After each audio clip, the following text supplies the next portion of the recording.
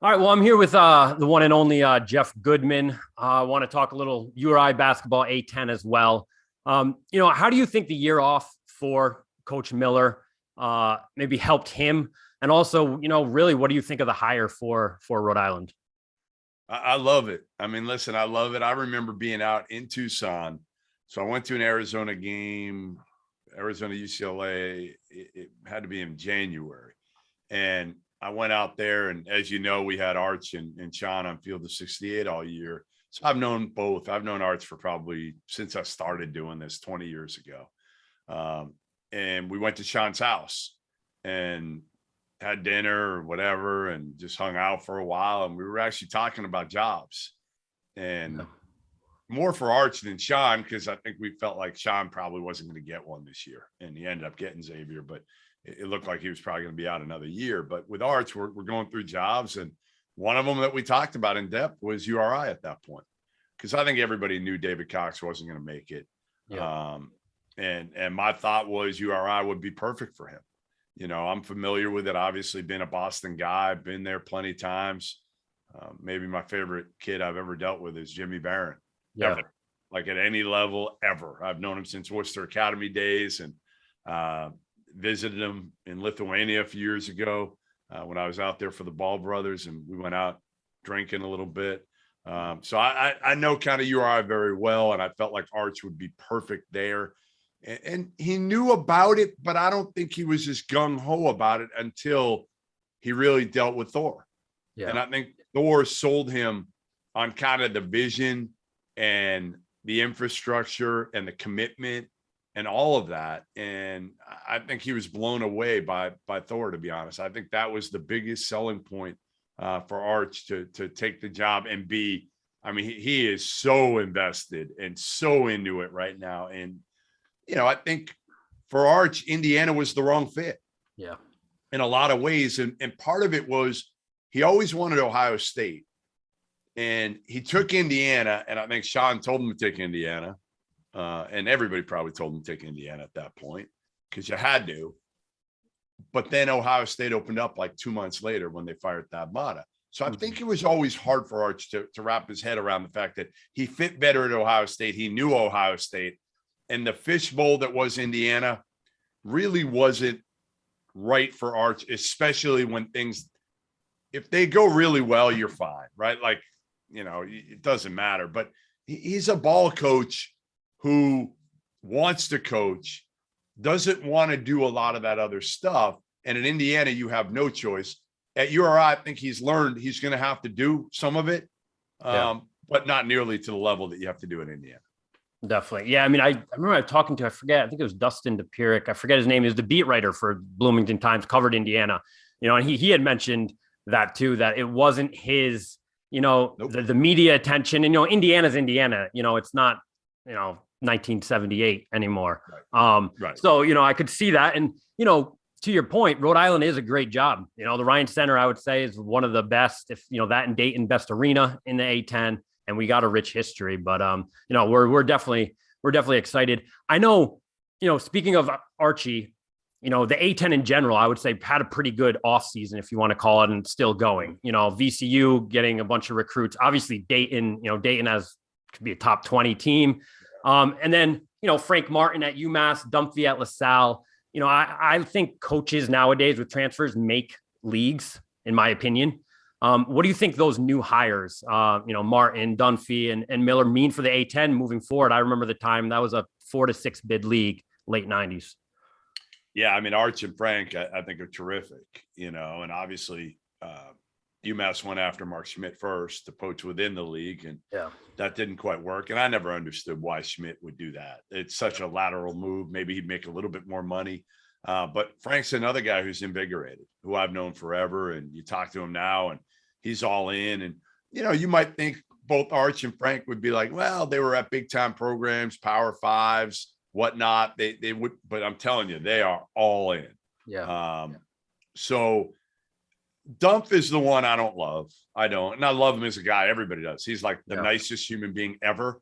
I just don't know why in his 70s, maybe it's a stopgap for a year here at LaSalle, but I just don't understand it from his perspective. I think obviously from his perspective, it was that he didn't want to retire and he was forced out at Temple. So he wants to go out on his own terms a little bit. And obviously his relationship with the school. Yeah. And that's why he came back and why he was hired. I just don't love the hire in this day and age of the portal, NIL to some extent. I don't know how much it's going to affect these schools in the A10. I want to see his staff. I guess I'm always kind of weary now of making determinations on a hire until I see the staff, because you can be a great coach. Like, I think Archie is still a great coach. Yeah. But I think his staff at Indiana was not very good, the first one. And I think it dug him a hole that he was not able to pull himself out of. And you could be a great coach with a bad staff, or a average head coach with a great staff, and make up for it. So I guess, again, the jury's still out for me with Dumpf, but I think Archie's hired a good staff at URI. I'm glad he kept Austin Carroll, because I've known Austin since he was about 14 years old. Yeah. And I think, again, Austin has grown a lot over the last couple of years and is going to be a star one day. Yeah. No, I mean, the hires too. I mean, even Woodward, already actually, some of the recruits we got Jeremy, from Montreal, from Canada. And, I do like, I want to talk a little bit quickly about the transfers, because, we brought in Freeman from George Washington, which I think was a totally underrated pickup. Just wasn't a lot of buildup. And then, we got, two others, this week. What is the balance you think for Archie? Obviously, you can't speak for Archie, but in terms of getting transfers, but also, building those 2 consecutive classes that I think you need to build a program like URI. Yeah, you're going to have to me, you're going to have to blend. That's the best way to say it with a place like URI. Mm-hmm. You don't want to go heavy portal like they did and make mistakes. And I felt like they made mistakes. And, remember, guys were leaving. They got hammered by guys leaving a couple of years, right? Was it 2 years ago? Yeah. 2 years ago. Yeah. Like 5 or 6 guys left. And then they brought in a bunch of guys. And right away, everybody's like, oh, they did a great job. And I'm like, I know some of these guys. Trust me, like, this isn't going to go well. Yeah. And like the Mitchell, like, again, like, now they've gotten 2 guys fired pretty much. Now they're in Arkansas. Honestly, I had Arkansas number 1 preseason until they got the Mitchell brothers. And now I dropped them down to 6. Yeah. I just, some winning has to account for something. Yep. That's my take. Like, culture winning.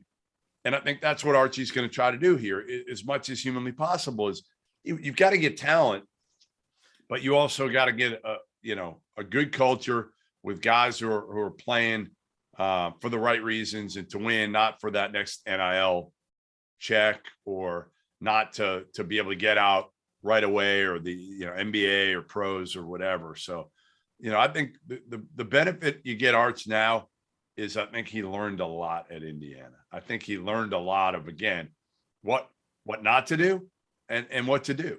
And people forget how good he was at a young age at Dayton. I mean, and I would say even Indiana, they get, that COVID year, they were an NCAA tournament team. That had a huge effect as well. Don't even get me started on that, because I'm with you. Like, I can't believe the guys, if you look at it, and I want to write something on this, but a few in particular, Chris Mack, they were going to be like a 4 or 5 seed at Louisville that year. Lavelle Jordan at Butler was going to be a 5 seed. He got fired. So Mack, Archie Miller was going to get in to the tournament. He got fired. You're firing guys off COVID years. Yeah. Like, it's the dumbest shit ever. Like, I don't understand it at all. Now, again, I get that, Butler's fallen off. Louisville, it was a mess this past year. Indiana didn't do what they should have done 2 years ago. And I think Archie would be the first to admit it. Yeah. But I just feel like, man, like, that year, like, you used it as an excuse if you didn't do well. But if you did well, nobody actually factored that in. Yeah. Yeah, it was weird. I mean, even because it was with Cox a little bit too, I did feel like if you were going to do well, COVID happened, you didn't get credit for that. Yet if you didn't do as well, it was like, oh, well, we have COVID. It was just kind of a, it's an interesting dynamic. And, you make the tournament, that one year you go on a run, you're bringing in millions, and then other recruits want to be there. I mean, that's a trickle down effect that it's hard to recover. Look at Dayton.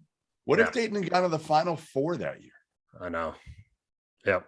Yeah. And they talk about a I shouldn't even say, a rebuild though. I would say, I don't know what your thoughts are on Dayton, but I think they have an opportunity to do something special again. Listen, I'm shocked. I won't lie to you. I'm shocked. I love Anthony Grant. Again, another guy I've known forever. And Anthony is it's funny. I don't want to say he's not like Arch, but he's like Arch in some ways. Neither are self-promoters. Mm-hmm. They're kind of to themselves. They're really, really good dudes. And they're funny as shit, but you got to get to know them to be able to, they're just not like those guys that are going to just kind of let their guard down for everybody. But I hope people saw it this year with Field of 68 with Arch and Sean, that, they're sarcastic. Yep. They have great personalities. Now they love to coach. But they've got some shit to them too.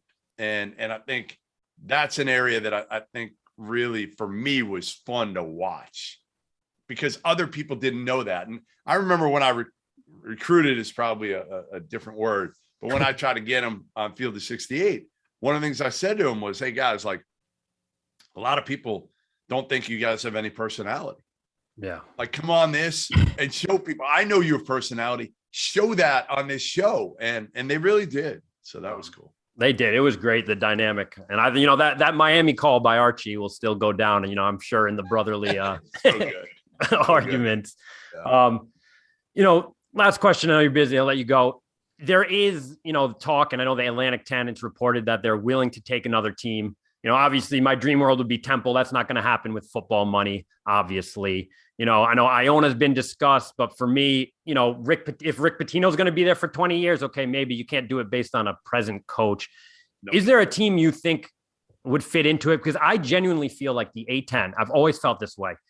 It's a step below the Big East, of course, but they have the history there that if they marketed themselves like the Big East did, just as a East Coast, not East Coast anymore, but just a basketball conference, they're basketball schools, they could do much better than they are. Now I'm rambling, but anyways, what is a team that you think possibly should join, or should they just stay where they are?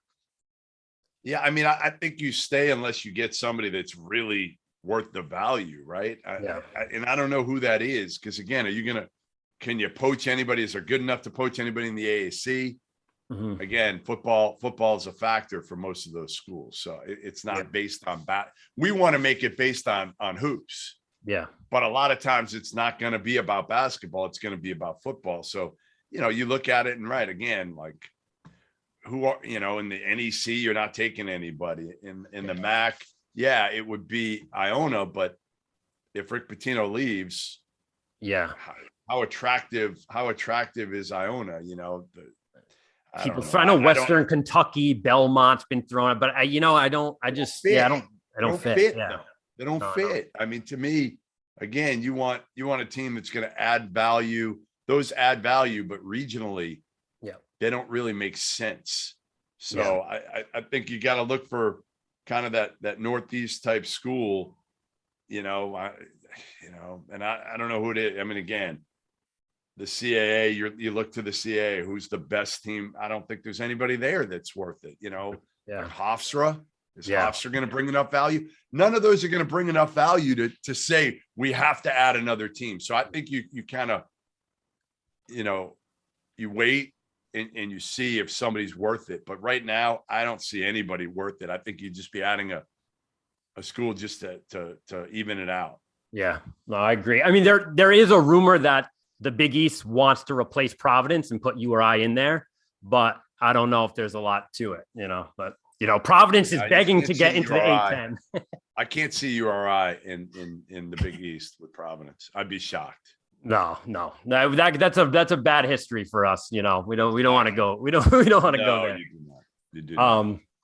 Anyways, thank you, Jeff. I appreciate it. No problem, mate.